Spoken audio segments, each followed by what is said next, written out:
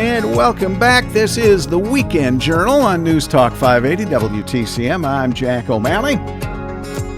Oh, man, I tell you what, it is a Saturday of a gorgeous week in October. Well, ends of September and October. Fantastic.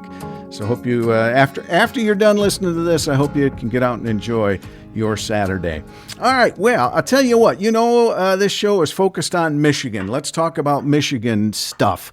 I also try to really preach the fact that we have to have civil discourse, and I've talked about it all the time, but what that means is you talk to somebody who has opposing views, you can still have a conversation and discuss things. You may not change minds, you might not agree, but you don't have to start spitting on each other, right? You can just talk.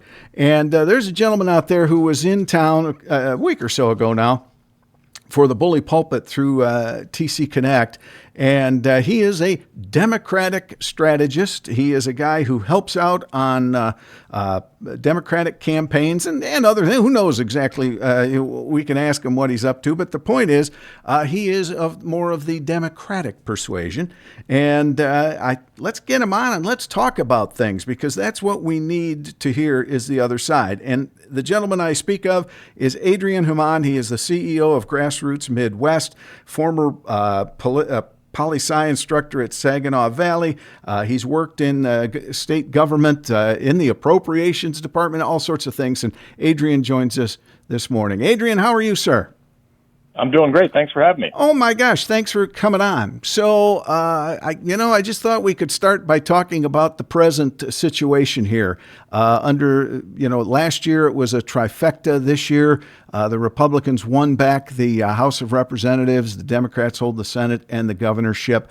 And we've been locked in very different, very odd budget negotiations, basically since early spring. So we've got the players are Matt Hall, Winnie Brinks, Governor Whitmer. What are your thoughts as to how this is all played out? What do you think? In a word, poorly. I'm normally a person who's a big fan of divided government. Mm-hmm. Like you said in your introduction, I actually think it's good when people have to talk to each other and are kind of forced to compromise. That's not working out very well this time. And I think a big part of the reason that it hasn't is that we kicked the budget process off in the spring, like we do every year, and then the legislature took most of this year off and is, like a kid cramming for a final exam the night before the test. They're trying to get this all done at the last minute, and they didn't. They ended up having to pass a continuation budget for a week. And, the teacher gave them a do-over. We're the teacher, by the way, the voters and the taxpayers. And they're going to try and get their homework done on time this time. So, but let me throw this idea out at you. It's been, I'm an observer, was there for a couple of terms, but as an observer, especially because of term limits, you can blame a lot of things on term limits. I think that the budget process had become, well, this is what we spent last year. This is what we can spend this year. Maybe a little argument here, a little argument there, but it was just basically kick the can down the road, because that's kind of the way we've done it. Hall and the Republicans this time around, whether they did it exactly the way they said they did, they said, wait a minute here, let's take a real look at where we're spending money. And so it did take extra time. And is that wrong to examine a budget as opposed to just rubber stamp it? No, not at all. And I think that there are some things that they did with the budget that are commendable, right, mm-hmm. With the House-passed version of the budget. The Speaker rolled out, his ethics and transparency plan. And, there was a lot of branding and politics around that, but there was also a lot of good ideas in terms of, disclosure about who's requesting earmarks and things like that. I think that that's all very appropriate and good. I think that the issue is, we've had divided government in the past where we haven't had this problem of getting right up to the brink of a shutdown. And typically what that means is that legislative committees are going to be working throughout the summer, mm-hmm. right? And we didn't really see that on either side of the state legislature, the House or the Senate.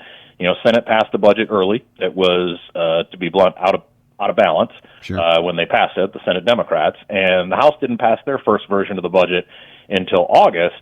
But we didn't see a lot of like legislative committee hearings and, members taking a lot of public testimony and that sort of thing. And we just saw our first draft of, a potential budget deal between the two chambers yesterday. So let me ask you this.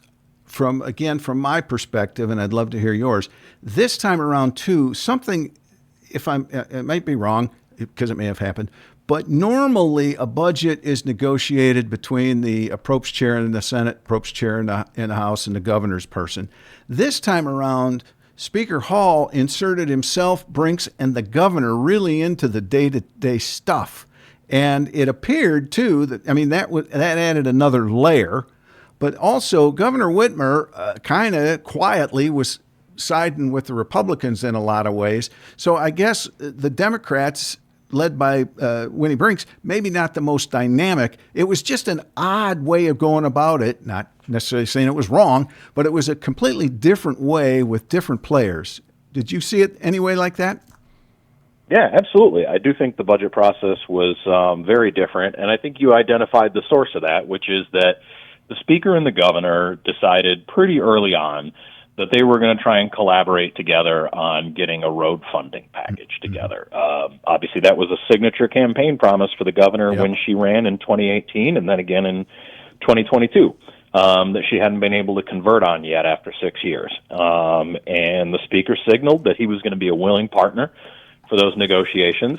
I do think one of the things that has held the budget process back, in addition to the legislature, taking the summer off, is that the governor hasn't been around as much. I mean, she's made some supportive noises about working with Speaker Hall about a roads plan, but when you get to the point where you are expecting to be, spending an additional $2 billion a year on top of the state budget, that kind of has to be negotiated at the highest level, right, between the principals, the governor, the speaker, and the Senate Majority Leader.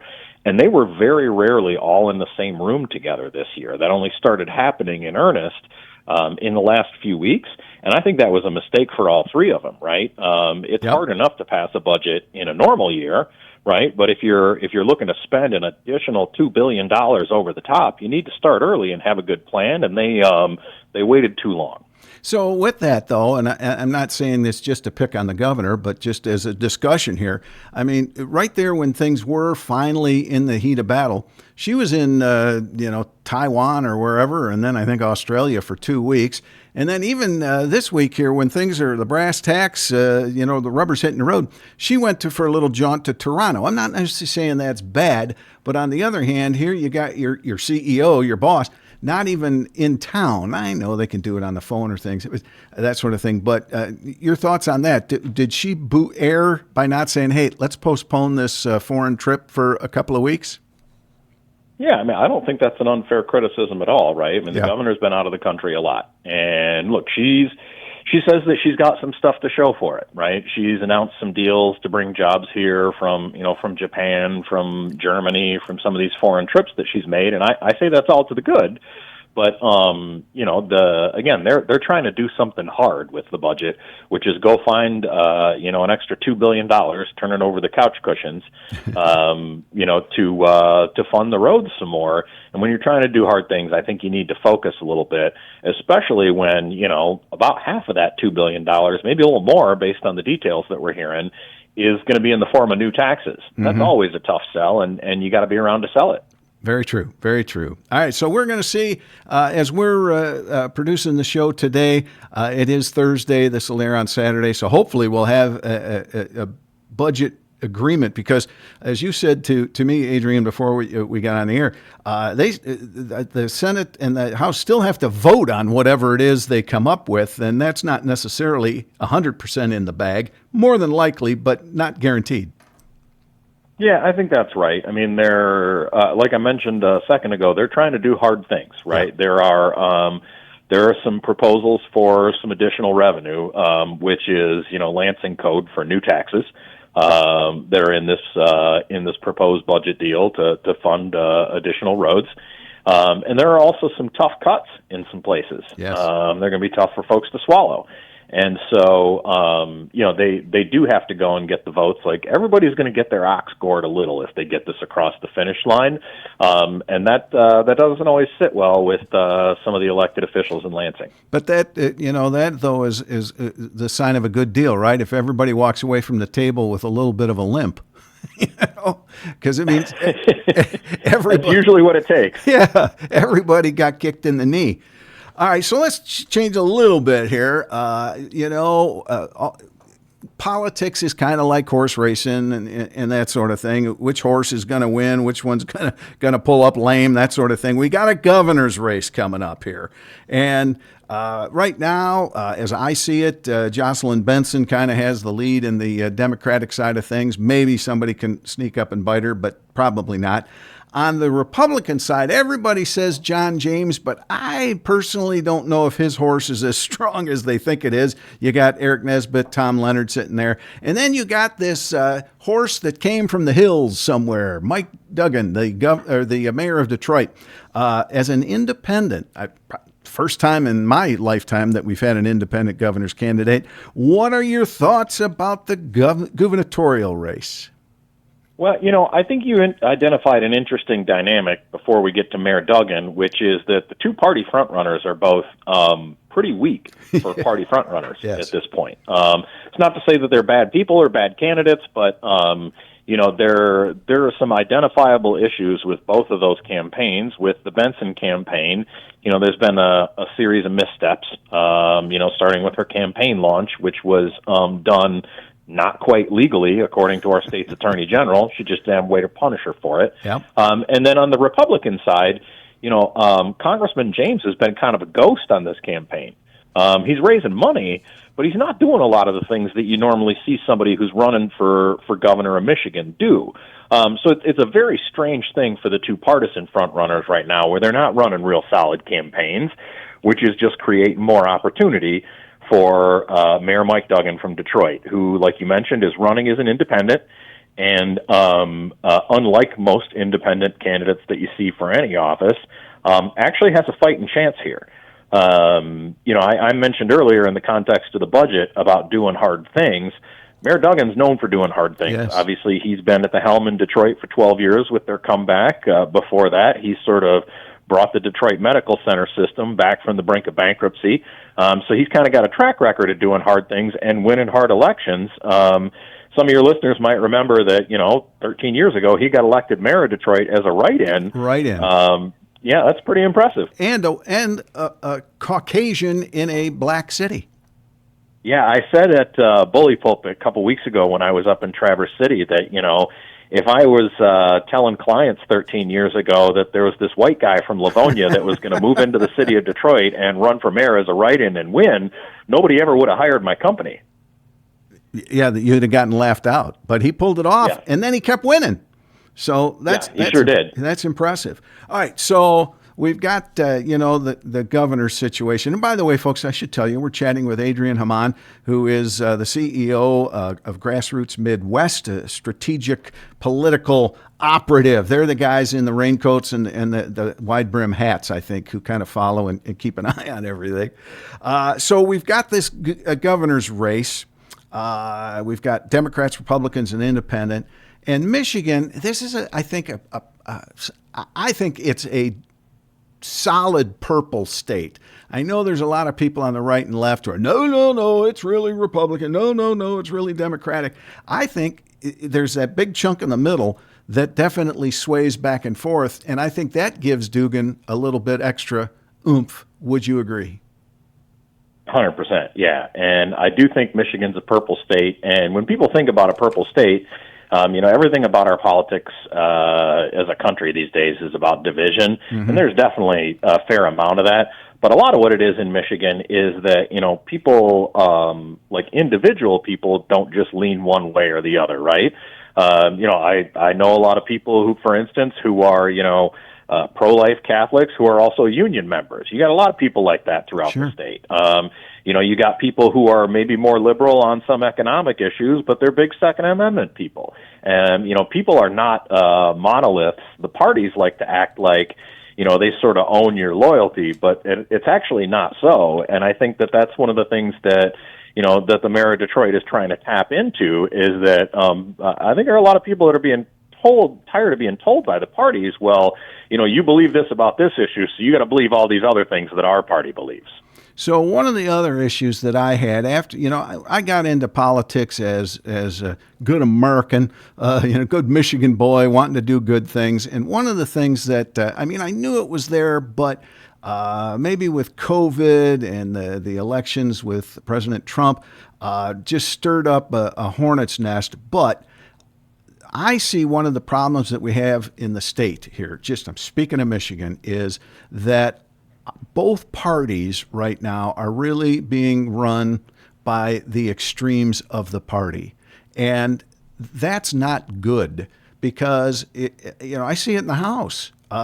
Both leaders, Puri and Hall, have to, and you have to do it anyway, but they have to defer to those members that are far right because they need the votes. And I think last term, when the House became a dumpster fire at the end of the term, part of the reason there was that their caucus, the Democratic caucus, had, I don't know what the exact number was, but I'll say just shy of half new members, and most of them were of the very far left thinking. And they just brought a dynamic in that I don't think really governs well. It might sound great on a stump speech and at a party rally kind of thing, but when you have to govern, it's really hard to do it from the extremes. Thoughts? I think that's exactly right, and I think it's a rebuke that applies to both parties in pretty good measure, right? That the governing calls for pragmatism. Principles are important. But there are also, millions and millions of people in Michigan who may have slightly different principles for you or than you do, and you got to govern for all of them, and you got to find a way to make things work with people who don't always agree with you. I think a big part of the problem, right, is how we elect folks. Partisan primaries in safe districts, which we have a lot of in both directions in Michigan, they're going to tend to produce more extreme nominees. But I also think that, especially since COVID, more and more people are spending more time on the internet, and they're being exposed more and more to the most extreme voices in both parties. And it's making people think about people who are members of the other party, whatever that means to you, as a sort of caricature, right? As a cartoon character, as opposed to a person who comes by different beliefs from yours, honestly. That's not what you see on the internet, on social media a lot. You see people who are foaming at the mouth and trying to convince you that people with different beliefs are bad people. So one of the things, and I might get in trouble just for saying this to some of my listeners, but Adrian, I see it this way too. And I'm speaking now not just to Michigan, but to your point of the internet being there, is that people want, on the right, I'll start with my side, if you will, the right, they see themselves, the far right sees themselves as standing shoulder to shoulder with Thomas Jefferson and George Washington. They wear three-corner hats, and they are patriots going to save the Union. And if you don't agree with me, then you are not, what is it? Was it back in the, you were a Tory, I think is what they called them. You were with the crown. On the left, I see people who are, we have to save the planet. Every person, no matter how small an individual, we have to protect their rights, et cetera, et cetera. And if you don't agree with me, then you are a whatever, put the name on it. So these two extremes see themselves as the saviors. And that's for everybody in the middle, those are dangerous people, and I don't necessarily mean in a life-threatening way, but they're dangerous when it comes to conversations because they see themselves as ultimately right, and it's, what do you do with them? How do we handle that? I think a lot of it is that people need to be able to interact with each other in contexts outside of politics. It's part of how we fix this. There have always been people who've been super extreme about politics on the left, on the right. People are diverse, and some of us are kind of weird. That's just how it is. But I think that, interacting with other people, especially in your community, about things that are not politics is a huge part of how we dig our way out of this mess that you've identified that we're in, right? Just like one example from my own life, like I'm a member of my local Optimist Club. We don't get together to talk about politics. We get together to raise money for scholarships for kids, right? Sure. And we put on a youth sports day and teach kids from the city how to fish and, how to shoot a rifle and stuff like that. But we're not there to talk about politics. We're there to do something that's going to improve our community. There's a lot of Republicans in that group. There's a lot of Democrats in that group. And some of them have pretty strong feelings about politics. But we all get along just fine because we got a shared goal that's going to make our community better. That's how we dig our way out of this because, a lot of people in that group that I disagree with about some political issues that I think are really important. But they're good people. We're all there to help some kids out, and we can walk away from that and disagree about stuff and still do some good. Yeah, and I will say this, too. You kind of popped it into my head. We look at what happened to Charlie Kirk. You can agree or disagree with what he had to say, but he was doing it in a let's talk way of going about things, and that's where we need to be. And just because, I always said to people, hey, look, I was a Republican, you're a Democrat.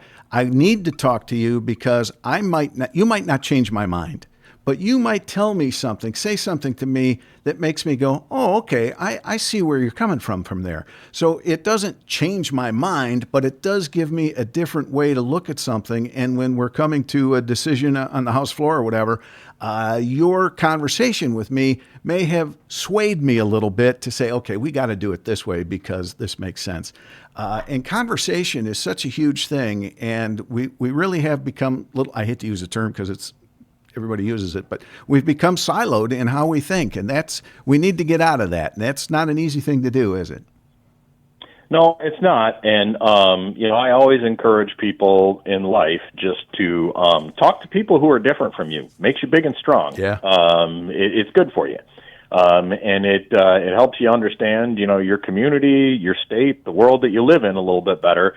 But most people, as it turns out, are different from me and different from you. And if you get out there and you get to know some of them, I think it gives you a better perspective on how to accomplish things for yourself, for your family, for your community, and ultimately in politics and government, right? So much of the time now, it seems like politics is leading the dance for us. As Michiganders, as Americans, in our communities, like we're leading with politics. That's not how it's supposed to work, right? We're supposed to get together and use politics to solve problems. But, there are a lot more important things in life than politics. And I say that as somebody who does politics for a living. Yeah. So, all right. So we're about on time. So I'll just ask you, you are a Democratic strategist. You advise campaigns. You are on the front lines of seeing what people think, how they move. Are you optimistic about us turning this around and getting back to maybe not nirvana, but a place where people can respect each other even if they disagree? Yeah, I am. I mean, it's that doesn't mean that there aren't going to be some tough times ahead as we try and dig our way out of this. Yeah. But I do think that I make a real effort at our business and sort of out in the world to interact with young people and try and bring them along. And, I think a lot of young people, I would even say a majority of young people in this country are not as internet brained as we think that they are. And they're not looking for a fight about politics. A lot of the fights that we have in politics is us relitigating the same fights, that our parents and our grandparents were having. And a lot of these young people aren't interested in that anymore. They want to have a conversation about their future, and I'm for it. I think they deserve that. Very good. Adrian, thank you for being with us. I want to get you back on down the road to discuss whatever's happening when we get down the road.